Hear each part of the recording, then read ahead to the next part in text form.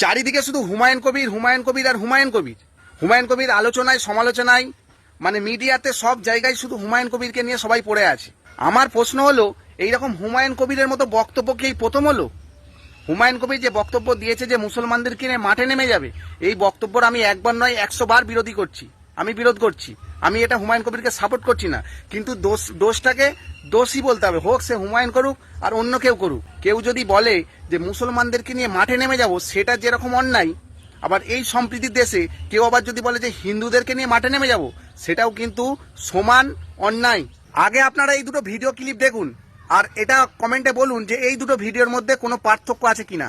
আমি যেদিন ময়দানে মুসলমানদের নিয়ে নেমে যাব না, সেদিন এমন ছাতা বাঁধা মার্চ শুরু করব যে আপনাদের পতাকা বহন করার লোক থাকবে না। কেস ওরকম কেস আমাদের বহুবার জেল খাতা আছে।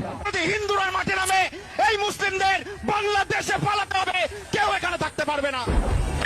প্রয়োজন পড়লে প্রত্যেকটা হিন্দু মানুষ অস্ত্র তুলে নেবে।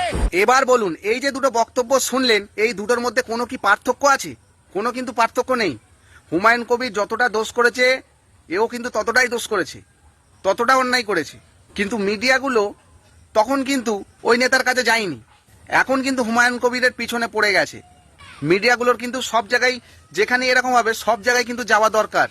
সেও অন্যায় করেছে, হুমায়ুন কবির অন্যায় করেছে, কিন্তু মিডিয়াগুলো হুমায়ুন কবিরের পেছনে পড়ে আছে। আর আইন কিন্তু সবার জন্য সমান।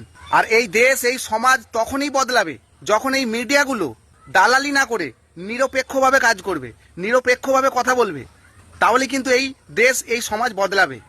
আর আমি চাই হুমায়ুন কবিরের বক্তব্য যদি সংবিধান বিরোধী, আইন বিরোধী হয়, তাহলে তাকে যেটা সাজা দেওয়ার কথা সেই সাজা তাকে দেয়া হোক, হুমায়ুন কবিরকে সেই সাজা দেওয়া হোক এবং তার সঙ্গে ওকেও দেওয়া হোক। এটাই আমি চাই।